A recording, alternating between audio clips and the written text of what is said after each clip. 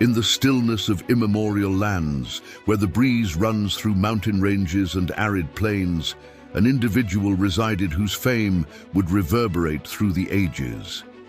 He possessed everything: fortune, prestige, a vast offspring, and an honorable reputation among the peoples. However, in a single day, he saw everything vanish. From the celestial spheres, a contention was proposed. The man would be tested in the furnace of affliction. His belongings would be decimated, his descendants reaped, his body afflicted. And even so, his conviction remained. This is not solely the saga of an individual. It is the description of the supreme confrontation between the firmament and the depths. This is the journey of Job. The dawn arose over the eastern lands, bathing the fields and elevations in golden light. A long procession crossed the horizon, driving herds of oxen, camels, and sheep. At the epicenter of that ample panorama, one man stood out as an emblem of honor and abundance: Job. His conviction-filled voice resonated in the dawns as he rose to plead for his offspring, presenting burnt offerings to the Creator, for he feared that, amidst the banquets and celebrations, some of them might have transgressed against the Most High in thought or deed. His home was full of vitality: 7 sons, 3 daughters, a vast staff of servants, incalculable fortune. All who knew him witnessed his righteousness and the reverence he devoted to God.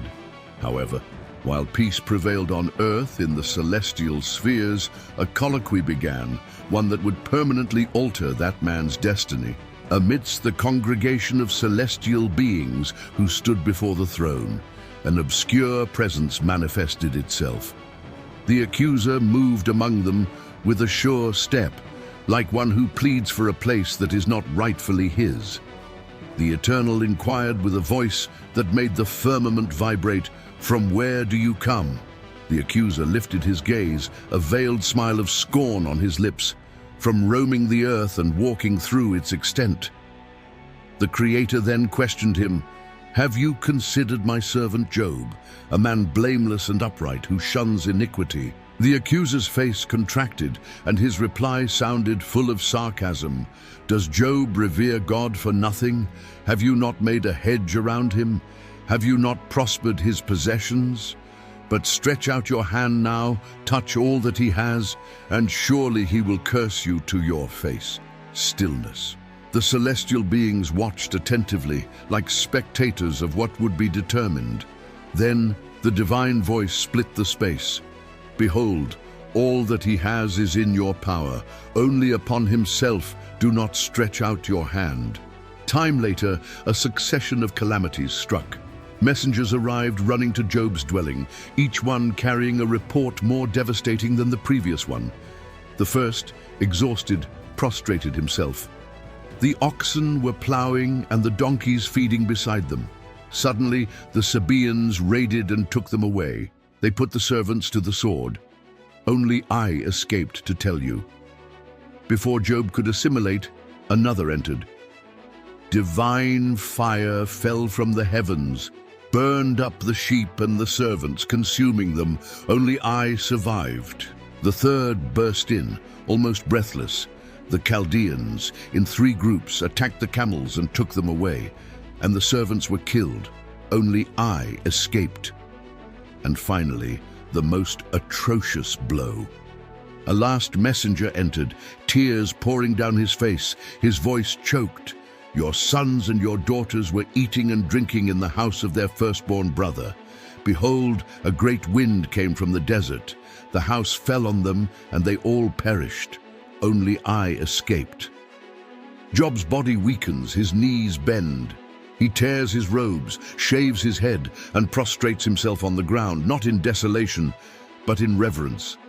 With a choked voice, his eyes moist, he proclaims, "Naked I came into the world, and naked I shall depart. The Eternal gave, and the Eternal has taken away. Blessed be the name of the Eternal." The firmament darkens as a sign that the first ordeal was only the beginning.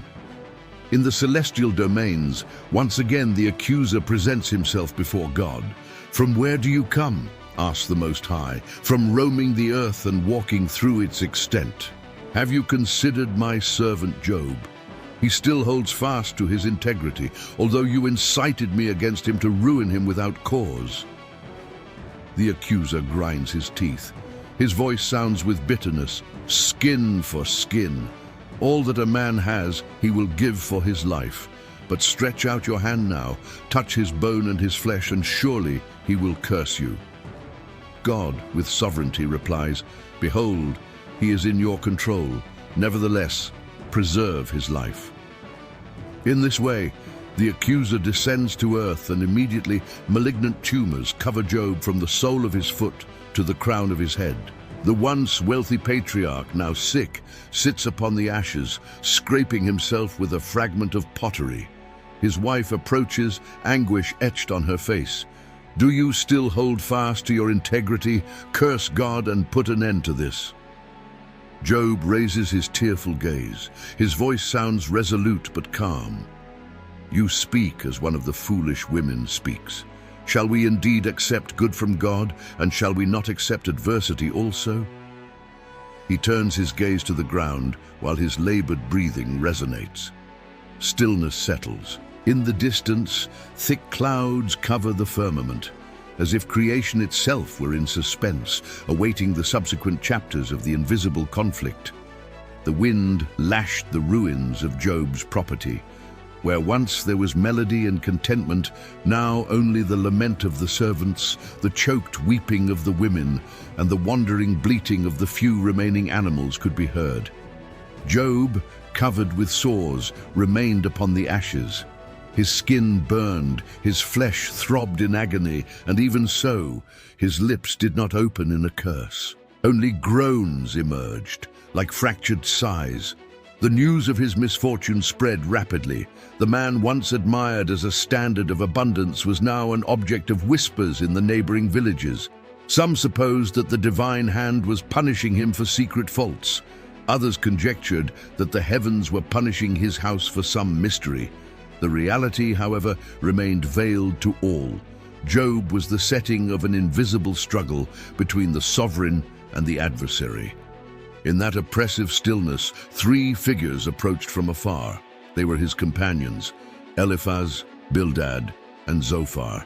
Upon seeing Job from a distance, they could barely identify him. His skin was taken over by purulent lesions, his beard disheveled, his eyes sunken and tearful. They tore their own robes as a sign of grief and sat on the ground beside him. For 7 days and 7 nights, no one uttered a sentence. The silence was heavier than any oratory, and only Job's groans filled the void. At the dawn of the 8th day, Job raised his voice for the first time. His lament resonated like thunder in the aridness. May the day on which I was born perish. May it never be included among the days of the year. Why did I not perish at birth or expire upon leaving the womb? For now I would rest in peace. I would sleep and be quiet. Eliphaz leaned over, his face austere but sympathetic. If we try to speak to you, will you be weary? Yet who can restrain the words? Behold, you have instructed many and strengthened exhausted hands. But now that evil strikes you, you are dismayed. Remember, please, who, being blameless, ever perished. Job raised his gaze, his tears mirroring the ember of affliction. Ah, if my agony could be weighed, it would surpass the sand of the oceans. The arrows of the Almighty are driven into me, and their venom consumes my spirit. Friend, I did not plead for help. I plead only for understanding. Bildad, with a resolute voice, cut the air. If your children have sinned against him, he has delivered them to the power of their own fault. But if you would earnestly seek God and make your supplication to the Almighty, he will surely restore your dwelling. Affliction does not come from the dust, Job. Job's inner self stirred, and he cried out, with his face raised to the heavens, "How can I debate with him? Even if I were blameless, I would not answer him. Oh, that there were a mediator between us, who might lay his hand on us both." Stillness returned briefly, broken only by the breeze that raised the dust. Zophar, the third, leaned over and spoke harshly. "If you correct yourself, you will stretch out your hands to him, and your existence will shine brighter than the midday sun." Job inhaled deeply, his voice choked. "Truly, you are all miserable comforters. How long will you torment my soul?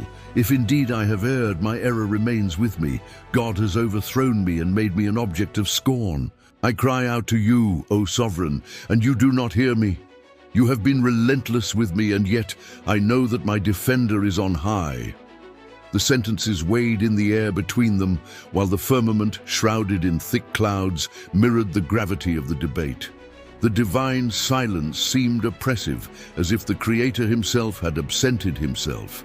Affliction, uncertainty, and recriminations mingled in every pronouncement. But in the core of Job, a spark still pulsed. The certainty that his plea was before an upright judge, and it was this spark that would nourish his resilience in the face of the coming adversities. The night descended upon them, heavy as a lead covering. The stars, hidden by dense clouds, barely illuminated the place where Job remained upon the ashes. The chilly breeze blew, and his fatigued breathing mingled with the crackling of the embers that were extinguishing. His companions remained around, and the stillness, which before seemed solidarity, now turned into implicit censures. Job lifted his tearful gaze and, with a trembling voice, broke the silence. "My soul is weary of life.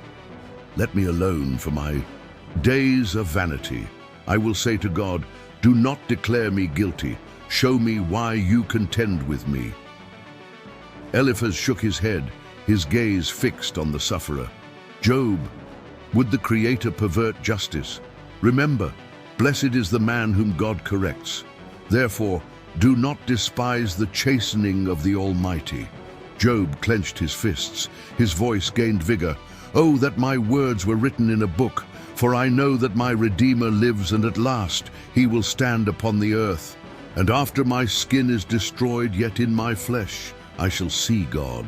Bildad stood up, displeased with Job's audacity.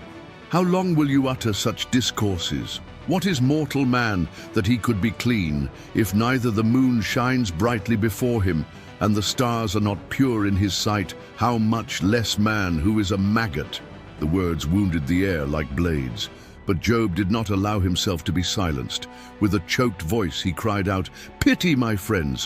Why do you hunt me as God himself does? Are you not ashamed of my lacerated flesh? What have I done to bear this burden?" Zophar leaned over, his severe gaze showing suspicion.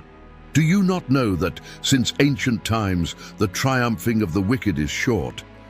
Though his height mounts up to the heavens, his ruin will cast him to the dust." Job's weeping slid down his diseased face.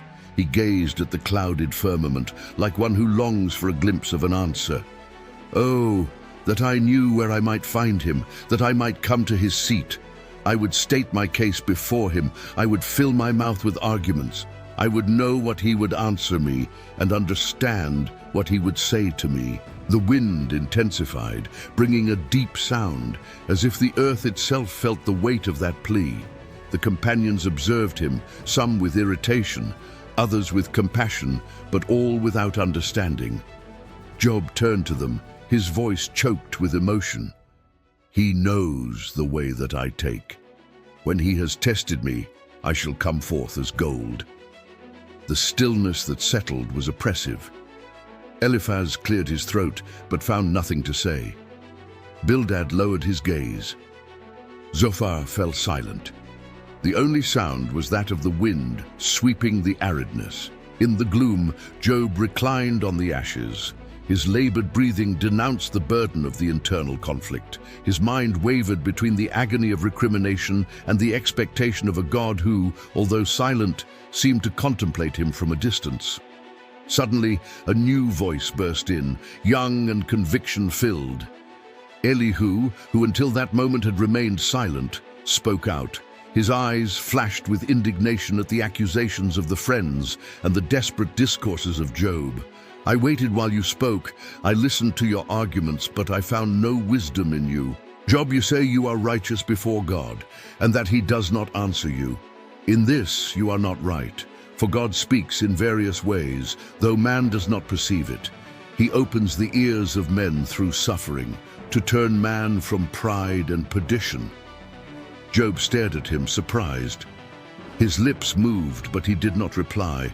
The others looked at each other, uncomfortable with the audacity of the younger one. Elihu continued, his voice gaining strength as if driven by an uncontrollable impulse. Behold, in this you are not just. I will answer you. God is greater than man. He does not commit injustice. He teaches us, even through affliction, so that our soul may not perish in the abyss. The words reverberated, suspended in the air. It was as if the very breeze changed its course. Job, exhausted, bowed his head. His eyes, still moist, shone with the spark of a distinct expectation. Perhaps, in the core of suffering, there was something he still did not grasp. The firmament, until then overcast, began to swirl. Distant flashes tore through the clouds, and thunder echoed in the distance. The vastness fell silent, as if the entire creation held its breath for the outcome. Elihu stretched out his arm to the horizon. Attend, Job, and consider the wondrous works of God. For he is on high, mighty in strength, but upright in all his ways. It will not be long, and you will hear his voice. Job's eyes flooded with tears, not of dismay, but of a deep reverence. For the first time since the beginning of his ordeal, he sensed that something grandiose was about to manifest itself. The firmament was covered with thick clouds, as if a storm was brewing in the celestial depths. The stillness of the lands of Uz was interrupted only by the howl of the wind, sweeping the arid vegetation. Job continued on the ashes, his body weakened, his eyes inflamed by weeping. Elihu's words still resonated in his mind, inciting him to see beyond his own affliction. The young man proceeded, pointing to the horizon, where lightning brightened the gloom. Listen, Job. The Almighty is magnificent and does not despise anyone. He does great things, unfathomable, and countless wonders. Behold, God thunders marvelously with his voice. He does things so stupendous that we cannot comprehend. Job raised his fatigued gaze to the firmament, and his voice sounded choked. If I could contemplate him, if I could comprehend the reason for this suffering, oh, that he would answer me, that he would point out what my fault is. For I feel like a target for his arrows, and my soul languishes without answers. The companions looked at each other, some irritated by Job's audacity, others touched by his anguish. Elihu, inflamed, raised his voice again. Job, you cannot contend with the sovereign. He is greater than the storm, and his ways are higher than our thoughts. Who are you to question him? The wind howled more intensely, and thunder echoed on the horizon. Job's eyes shone amidst the weeping. His heart burned with questions, but also with expectation. He rose with effort, supporting himself on an improvised staff. His voice, weak yet resolute, split the air. If God speaks to me, I will listen to him. If he judges me, I will be silent. I ask only that he not leave me in this stillness. The subsequent hours were of apprehension. The storm was approaching, and every thunderclap made the ground vibrate. Job, standing on the dust, gazed at the horizon, as if he expected a reply that would cross the firmament. His lips moved in a final plea. Hear me, O Almighty. Do not let me succumb without an answer. Suddenly the wind blew with fury, raising sand and dust. The friends stood up, startled, seeking protection in their cloaks. Elihu retreated, but his gaze remained fixed on the phenomenon that was unfolding before them. A dark cloud descended from the heavens, rotating in a spiral like a vortex that swallowed the desert. The crash was deafening. The dust enveloped Job, who remained motionless, as if rooted to the ground. And then, from the midst of the whirlwind, a voice burst forth, not like that of a mortal, but like the rumble of thunder. Who is this who darkens my counsel with words without knowledge? Prepare yourself now like a warrior. I will question you, and you shall answer me." Job's eyes widened. His body trembled, but his spirit burned with reverent fear. His companions fell with their faces to the ground, unable to bear the magnitude of that voice. The voice continued, majestic and inexorable. "Where were you when I laid the foundations of the world? Tell me if you have understanding. Who determined its measurements, if you know? Or who stretched the line upon it? Upon what are its bases fastened? Or who laid its cornerstone, when the morning stars sang together and all the celestial beings shouted for joy?" The words echoed like the rumble over the mountains. At each interrogation, Job felt his being vanish. He, who longed for explanations, now noticed the gap between his smallness and the immensity of the Creator. The storm roared, but the voice did not cease. "Have you commanded the morning since your days began, or caused the dawn to know its place? Have you entered into the springs of the sea, or walked in the depths of the abyss? Tell me, Job, if you are able." Weeping streamed down Job's face. His legs wavered and he fell to his knees, unable to sustain the majesty of that manifestation. The vortex enveloped him, but did not destroy him.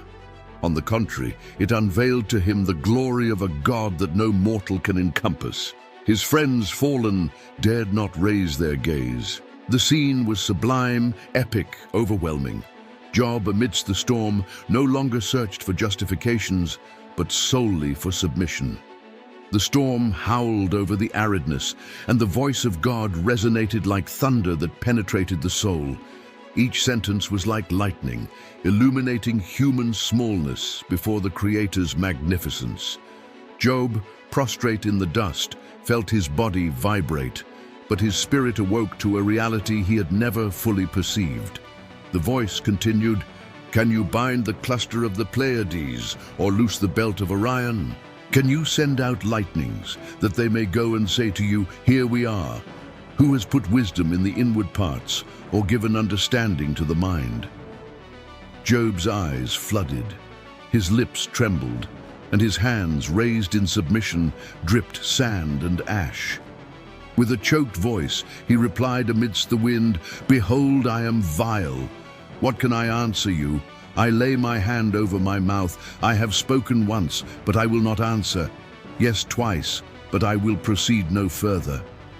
The vortex enveloped him again, and the voice became even more imperative. "Prepare yourself now like a warrior.